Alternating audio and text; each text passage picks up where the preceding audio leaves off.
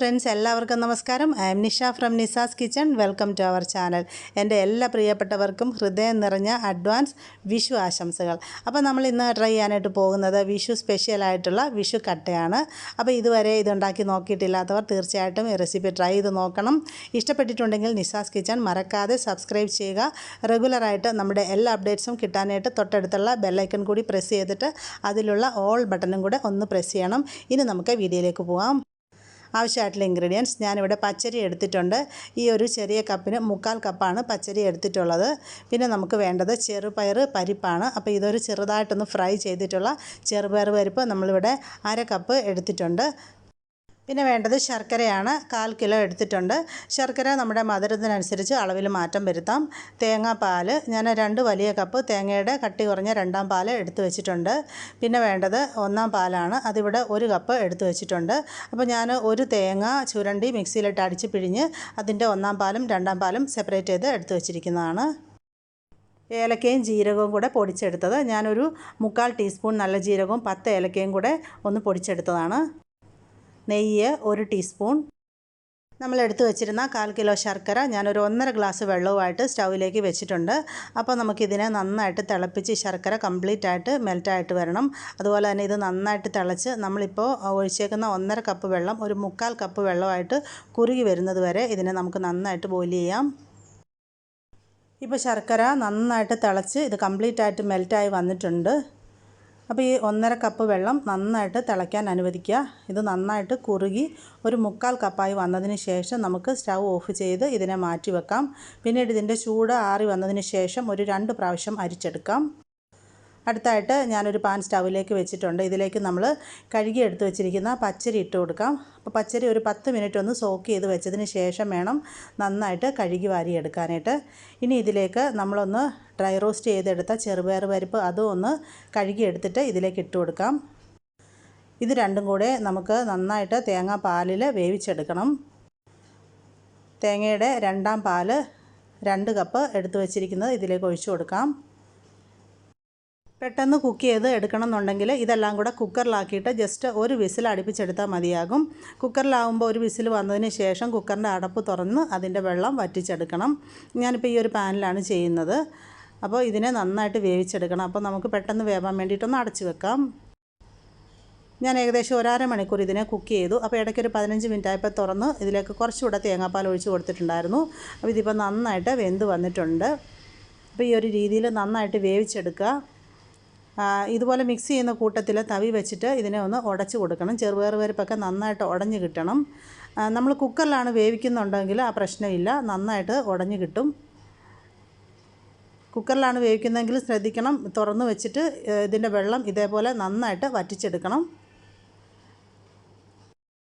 ഇനി നമുക്കിതിലോട്ട് ശർക്കര പാനിയാണ് ചേർത്ത് കൊടുക്കേണ്ടത്. അപ്പോൾ നമ്മൾ ശർക്കര പാനി റെഡിയാക്കി വെച്ചിട്ടുണ്ടായിരുന്നു.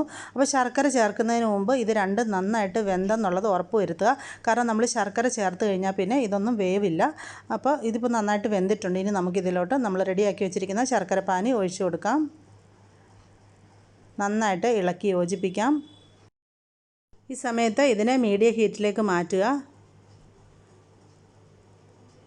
ഇടവിട്ട് മിക്സ് ചെയ്ത് കൊടുത്തുകൊണ്ടിരിക്കണം. ഇനി നമുക്ക് ഇതിലോട്ട് നമ്മൾ പൊടിച്ചു വച്ചിരിക്കുന്ന ഏലക്കയും ജീരകവും കൂടെ ഇട്ട് കൊടുക്കാം.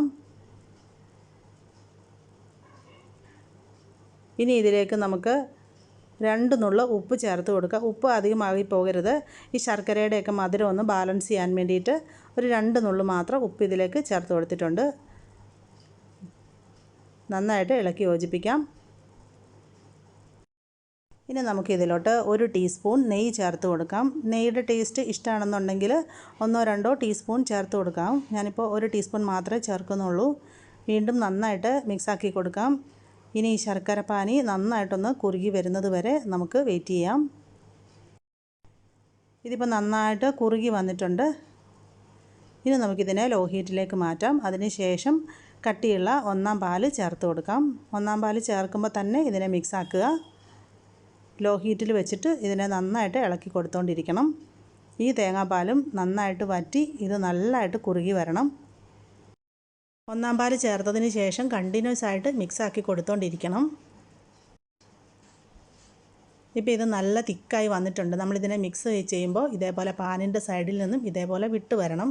അതുപോലെ തന്നെ തവിയിൽ കോരിയിട്ട് ഇതേപോലെ താഴേക്ക് ഒഴിക്കുമ്പോൾ ഒഴുകി പോരരുത്, ഇതേപോലെ കട്ടിക്കായിരിക്കണം താഴേക്ക് വരേണ്ടത്. അപ്പോൾ ഈ ഒരു പരുവം ആകുന്നത് വരെ ഇതിനെ നന്നായിട്ട് തന്നെ കുറുക്കിയെടുക്കണം. നമ്മളിത് ലാസ്റ്റ് വട്ടയപ്പമൊക്കെ മുറിക്കുന്നത് പോലെ മുറിച്ചിട്ടാണ് സെർവ് ചെയ്യുന്നത്. അതുപോലെ മുറിക്കാൻ നമുക്ക് പറ്റണമെങ്കിൽ ഇതൊട്ടും വെള്ളമില്ലാതെ നല്ല കുറുക്കി വേണം എടുക്കാനായിട്ട്. ഇതിപ്പോൾ നല്ല കട്ടിയായി വന്നിട്ടുണ്ട്. ഇനി നമുക്ക് സ്റ്റൗ ഓഫ് ചെയ്യാം. ഇതിനെ സ്റ്റൗവിൽ നിന്ന് വാങ്ങി മാറ്റി വെക്കാം. ഞാനിവിടെ നെയ്യ് പുരട്ടിയ 2 സ്റ്റീൽ പ്ലേറ്റ് എടുത്ത് വെച്ചിട്ടുണ്ട്. അപ്പോൾ ഒന്നിനകത്ത് നമ്മൾ ഒഴിച്ചിട്ട് ബാലൻസ് ഉണ്ടെങ്കിൽ ഒഴിക്കാനായിട്ടാണ് രണ്ടാമത് ഒരെണ്ണം കൂടി എടുത്ത് വെച്ചിരിക്കുന്നത്. ഇനി നമ്മൾ തയ്യാറാക്കി വെച്ചിരിക്കുന്ന ഈ കൂട്ട് ഇതിലേക്ക് ഒഴിച്ചു കൊടുക്കാം.